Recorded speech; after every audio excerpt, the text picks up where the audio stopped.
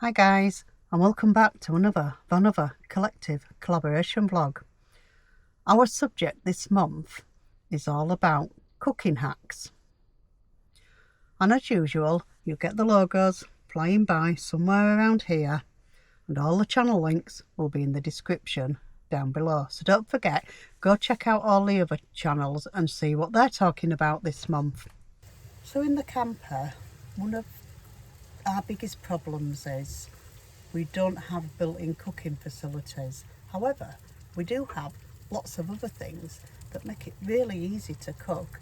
And the good thing about not having the built-in cooking facilities is we can move our stuff around according to where we want it. So if we've got the Quest up, we can cook in the Quest.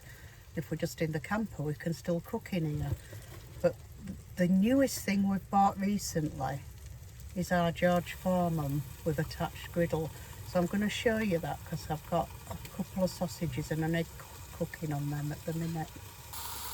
So this is the griddle side, and this is an egg for Andy's egg sandwich for breakfast.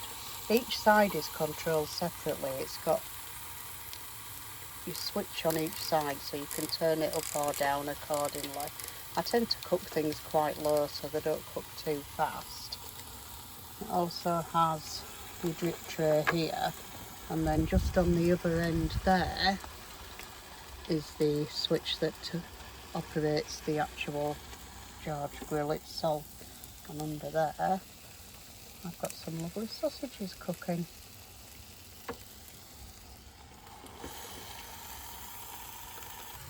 So the George was a really good bargain, to be fair. We found it really useful in the camper, and as I say, if we've got the Quest up we can use it out there as well.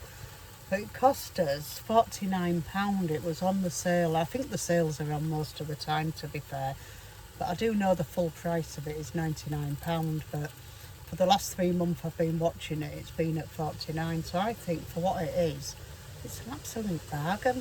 Andy's already eaten his egg sandwich because that cooks a lot quicker than my sausages have, but my sausages are about ready now, so I'm going to get them out, and that's breakfast sorted.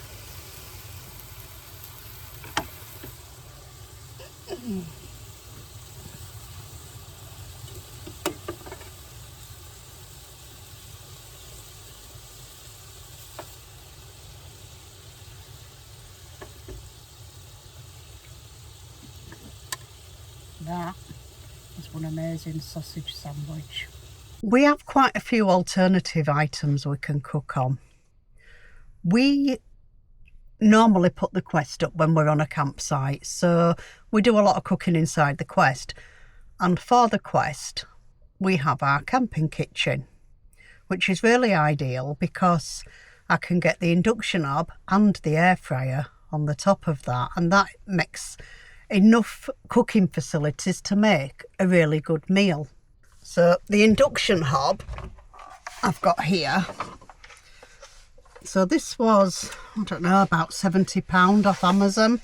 But what I like about this is it's got different settings. So you can run it by temperature, or you can run it from what wattage you want it to cook at. So for us, this is really good, and we can still use it off grid because we can actually run this off the Jackery, because its lowest wattage setting is 500 watts. Which means it's well within the capability of our 1000-watt Jackery. It does use some battery power, yes, but as long as we've got the solar panels out, that doesn't make any difference. So this, whether we're off-grid or not, is generally our main source for cooking. We also have our gas stove, and this works really well when there isn't enough sun to keep the Jackery charged. It just runs off a little gas canister in the end. Very simple, very easy, and also very cheap to buy. It's a really, really good thing. And as I say, all our equipment can go outside for cooking as well. Other little hacks we've got is, obviously I have my cupboard next to me when I'm cooking, and I keep all my knives and forks in a travel mug. And the reason I do this is, one, surface space, it doesn't take up very much room. But secondly, it's really easy just to find what you need. If you want a spoon or a knife, whatever it is you want, you can see really easily. I haven't got my scissors in there. So that is a real good hack, because one, it's space saving, and two, it makes life really, really easy. So I've got various boxes, and I find these are really good, not just for storing things, but also to stop things moving around when we're travelling. So I have a box of knickknacks that's a bit of all sorts. I've got boxes with sauces in, coffees, tea bags and everything live in this one. And then in here I'll keep tinned food and a bit more sauces, a bit of mustard, that sort of thing. And it just makes it really easy when you're cooking inside the camper van. Everything's there to hand.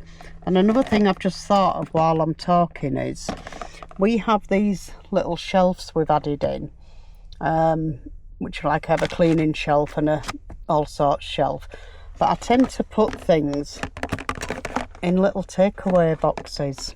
So this one's got eggs in, but you can store anything in here. If you want to prep your food before you go, like mushrooms, onions, peppers, anything like that, chop it all up, pop it all in an old container from the takeaway. They might as well you reuse them, because they are so useful, and we store a lot of things in these. But yeah, a great little hack. So get saving all your takeaway boxes. Really useful for camper van storage, and they don't take up a lot of space. And again, you can put them in the fridge as well, but that one just lives on the shelf in there. Kettles.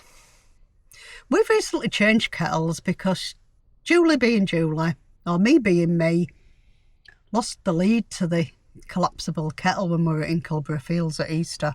So this is my travel kettle that I suddenly remembered I hid it away in the back of a kitchen cupboard somewhere.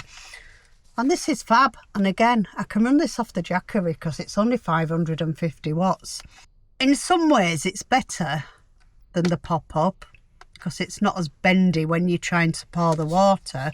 However, it doesn't switch itself off, which is really annoying. So I have to sit with it while it boils, because I'll turn it on and completely forget about it.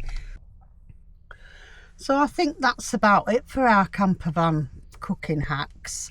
As I say, I don't really have a lot of actual hacks, but if you like us and you like to cook outside, it's good to have a variety of different gadgets that you can use, because it depends on what you want to cook, where you're cooking and how you're cooking, whether you're cooking off electric or whether you're cooking off gas.